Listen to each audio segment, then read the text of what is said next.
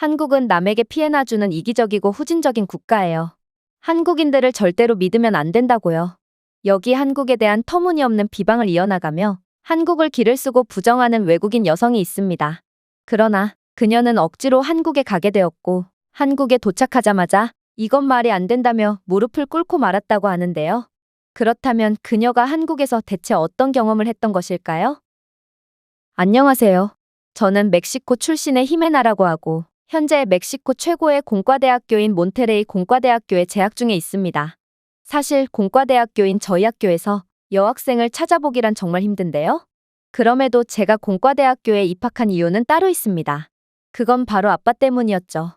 사실 아빠는 제가 어렸을 때 세상을 떠나셨는데 저는 더 이상 아빠처럼 허망하게 세상을 떠나는 사람이 없게끔 멕시코의 최첨단 치안 기술을 보급하고자 공대에 입학하게 된 것이죠.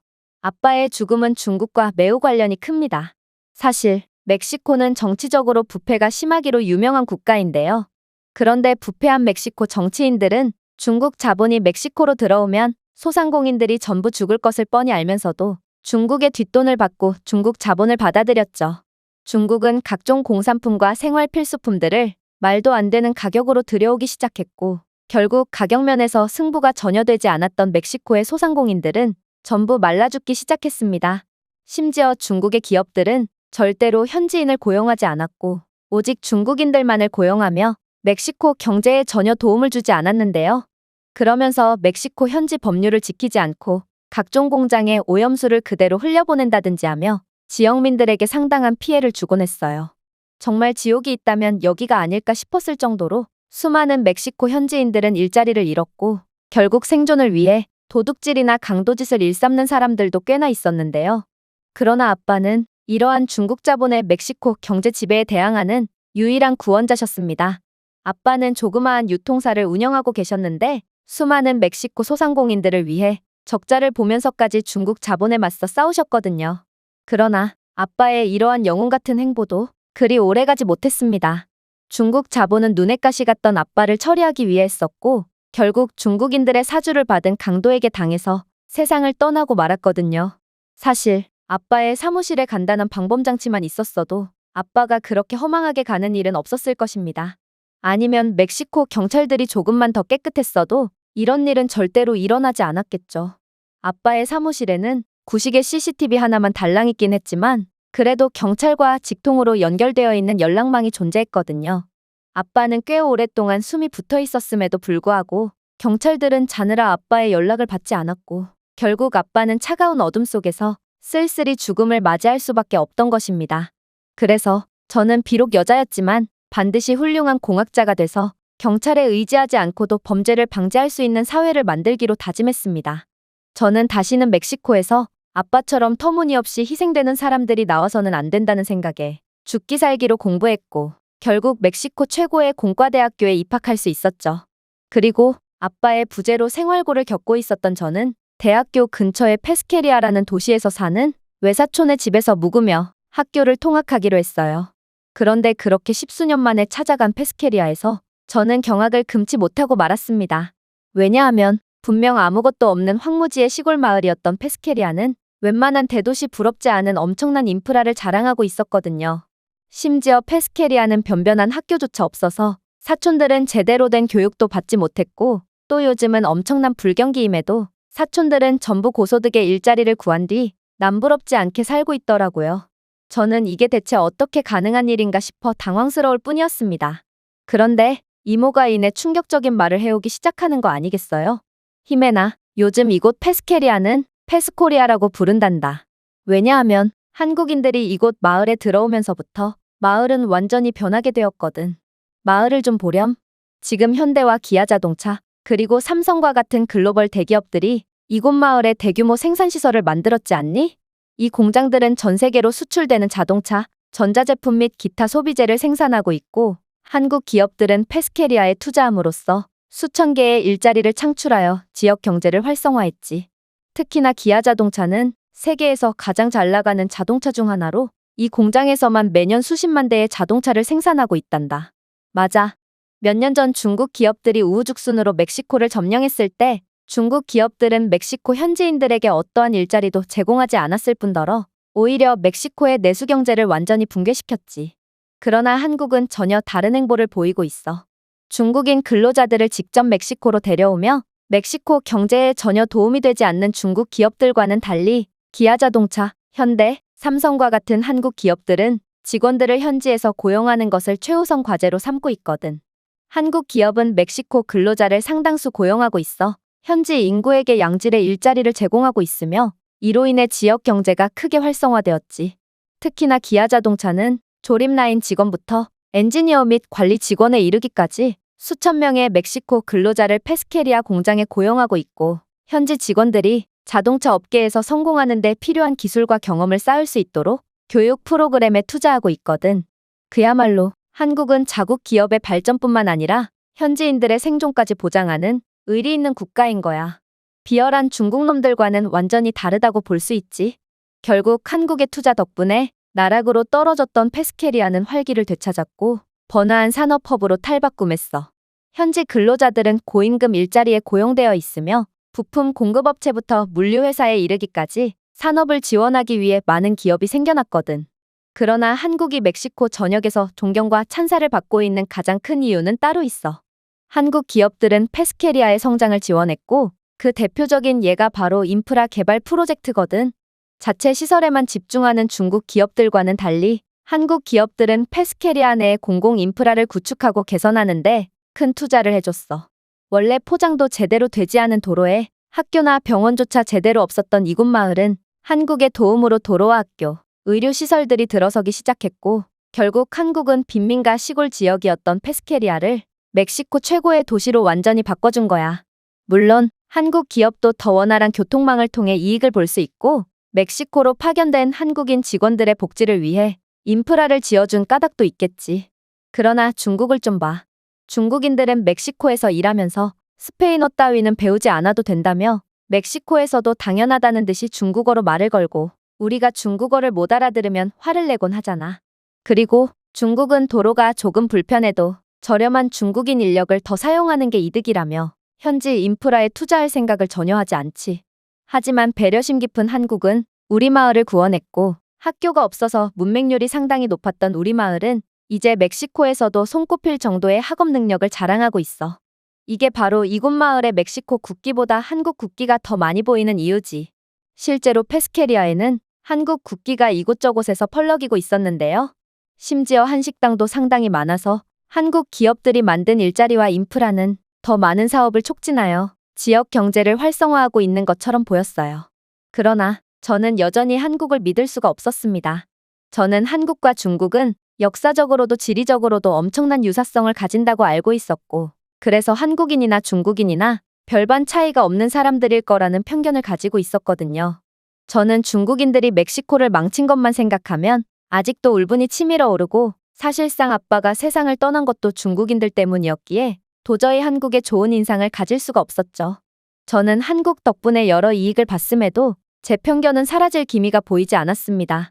한국은 이곳 공장에 출퇴근하는 근로자들을 위해 여러 대중교통 시설을 만들어 놓았고 저는 이러한 대중교통을 이용해서 손쉽게 학교에 등교할 수 있었음에도 매번 아무렇지도 않은 척하며 조용히 한국이 만든 인프라를 이용할 뿐이었어요.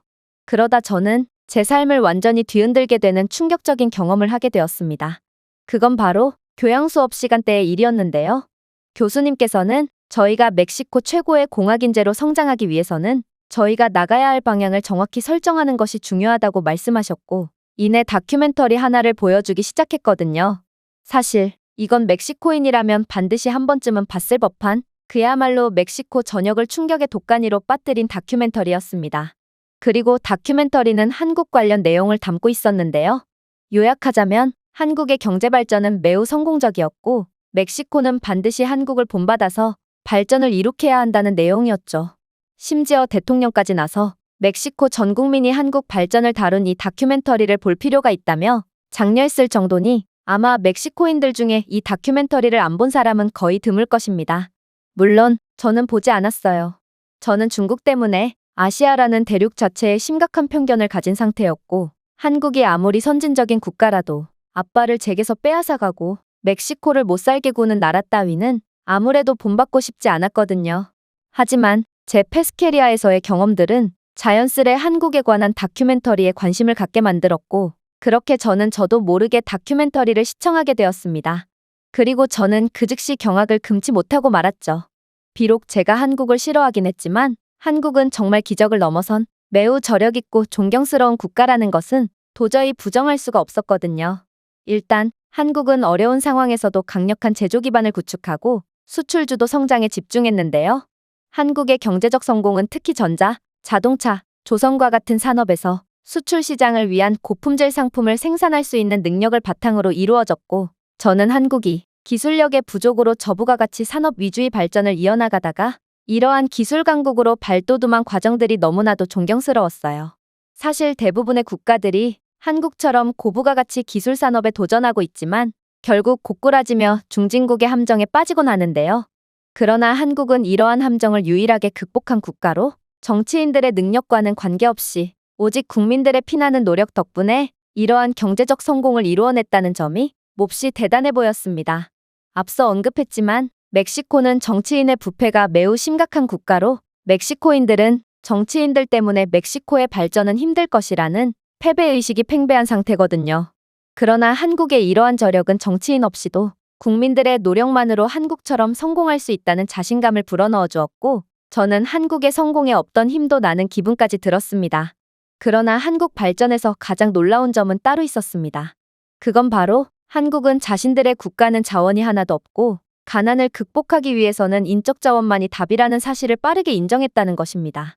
실제로 한국은 새로운 자원을 탐사하거나 없는 자원에 집중하는 선택 대신 연구개발 분야에 엄청난 투자를 했고, 결국 GDP의 4.5%라는 엄청난 자본을 인적 자원 개발에 투자한 탓에 삼성과 LG, 그리고 현대와 같은 전 세계인들이 아는 글로벌 대기업들이 탄생할 수 있었는데요. 저는 기술에 대한 투자가 선진 경제 강국이 되기 위한 열쇠라는 점을 인식하고 혁신을 이룬 한국의 성견지명에 감탄만 나올 뿐이었습니다. 사실 멕시코는 저부가 가치 산업에만 집중하고 있다가 최근에서야 한국처럼 연구개발에 대한 비중을 높인 국가인데요. 저는 멕시코가 한국의 경제 발전사를 그대로 따라하고 있는 것 같아서 뭔가 신기한 느낌도 들었습니다. 그러면서 도대체 한국을 믿어야 하나 말아야 하나 하는 혼란스러운 감정도 느끼게 되었죠.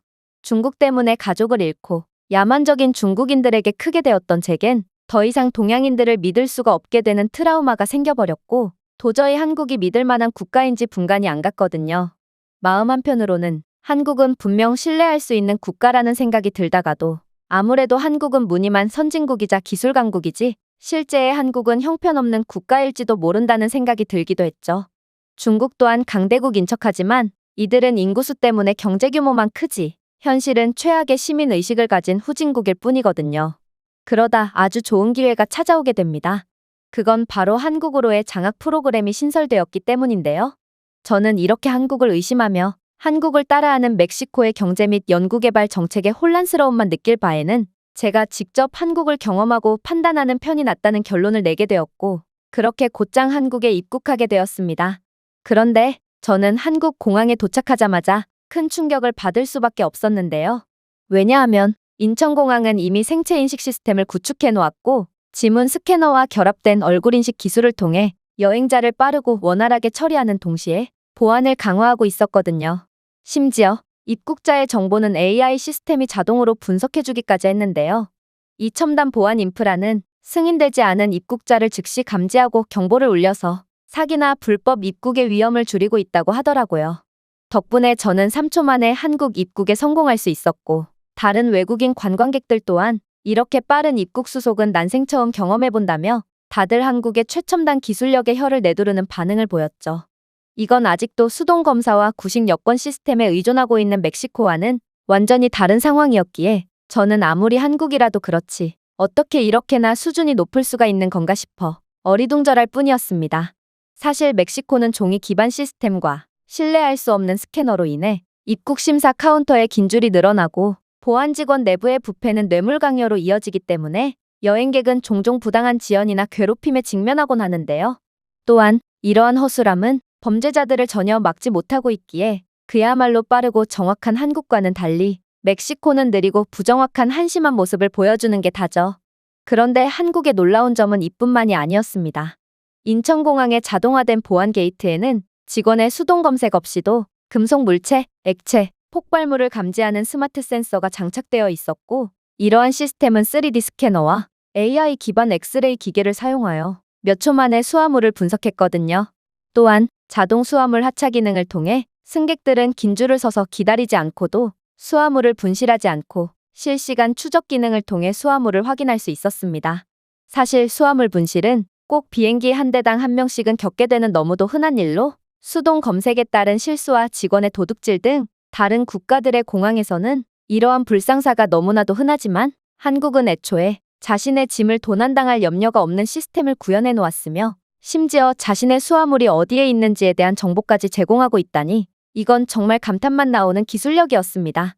아무래도 한국은 정말로 세계 최고의 기술 강국이 맞는 모양이었고, 그렇게나 가난하던 국가는 이제는 전 세계를 호령하고도 남을 최고의 기술력을 갖게 되어 세계 곳곳에서 온 관광객들 모두를 깜짝 놀라게 하는 모양이었죠. 그렇게 저는 세상에서 가장 빠른 입국을 마친 뒤 공항을 빠져나가서 버스에 탑승했습니다. 그러나 저는 한국을 의심했다는 것에 대한 대가를 치르는 건지 곧 하늘이 내리는 벌을 받게 되었습니다. 왜냐하면 그렇게 인천을 떠나 번화한 교차를 지나던 와중 제가 탄 버스 앞에서 추돌 사고가 났기 때문인데요. 다행히 부상을 입은 사람은 없어 보였지만 교통은 완전히 통제되었고, 심지어 도로는 안 그래도 차량들로 꽉 찬 상황이었기에 이 사고는 빠르게 수습될 수가 없을 것 같았습니다. 사실 멕시코에서도 교통사고는 종종 일어나는데, 교통사고는 곧 심각한 교통체증으로 이어지고 당국이 터무니없이 도착하거나 아예 도착하지 않아서 거의 반나절 이상 갇힌 도로에서 기다리는 경우는 너무나도 흔하거든요. 그래서 저는 오늘 안에 숙소에 도착하는 건 글렀다 싶은 마음에 두 눈을 지그시 감고 잠이나 청하려고 했습니다.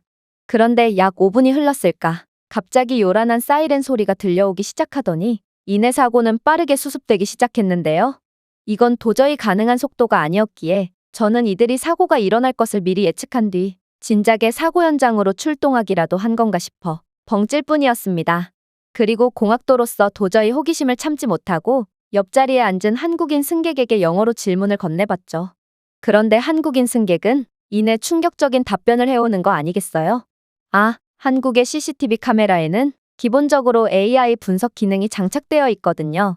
카메라는 충돌 장면을 실시간으로 포착하고 담당 부서에게 알림을 제공함으로써 빠르게 출동할 수 있도록 하고 있죠. 그리고 한국 도로의 신호등은 전부 상황에 따라 유동적으로 조정되는 AI 신호등으로 경찰들과 구급차가 빠르게 도착할 수 있도록 명확한 경로를 만들어주고 있거든요. 이러한 한국의 비상대응 시스템 덕분에 사고 현장은 빠르게 수습되고 교통 혼잡이 최소화될 수 있는 거죠. 저는 한국에 믿기지 않는 기술력의 넋을 놓아버리고 말았습니다. 어떻게 한국은 이 정도로 최첨단의 비상대응 시스템을 마련해둘 수가 있는 것인지, 이건 사고 한 번 나면 반나절은 도로에서 보내야 하는 멕시코의 상황과는 완전히 다른 모습이었기에 저는 한국이라는 나라는 멕시코가 반드시 지향해야 할 선진국이라는 생각을 안 할 수가 없었습니다.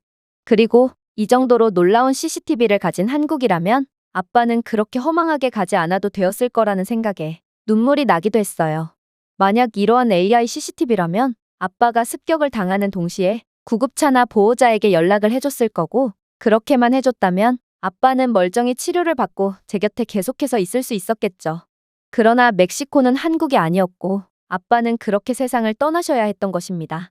그렇게 제가 탄 버스는 혼잡한 도로를 빠져나왔고 저는 이내 버스에서 내려 숙소로 찾아가기 시작했어요. 그런데 저는 숙소로 향하면서 충격적인 가게 하나를 발견하게 되는데요.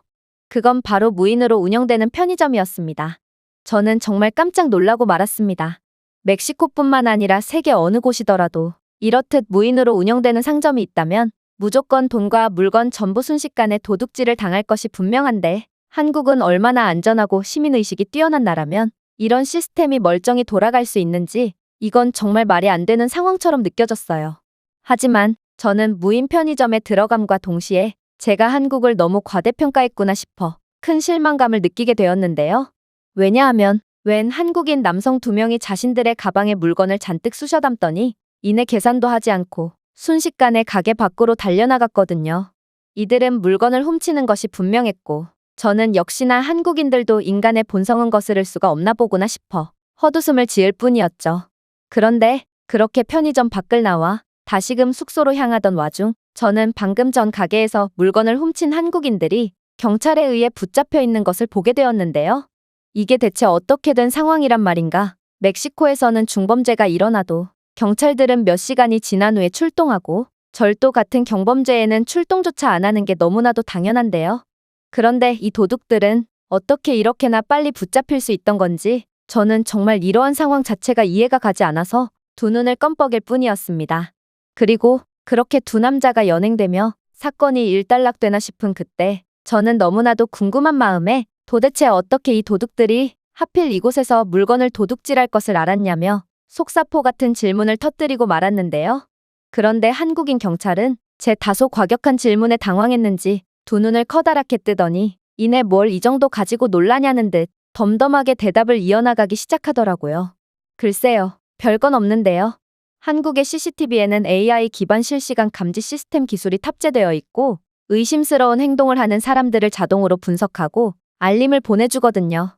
이곳 편의점을 운영하는 주인은 이러한 알림을 통해 도둑질을 파악하게 됐고 저희 경찰서에 그대로 자료를 넘겨줬기에 인상착의를 확인한 저희는 곧바로 도둑들을 검거할 수 있었던 거죠. 참, 이들은 전부 중국인인데 이들은 중국에서는 원래 무인 상점에서 물건을 훔치는 게 당연한 거고 이건 관리를 못한 가게주인 책임이라며 어찌나 당당하게 소리를 지르던지 번역기를 돌려본 저희는 정말 학을 뗄 수밖에 없던 거 있죠?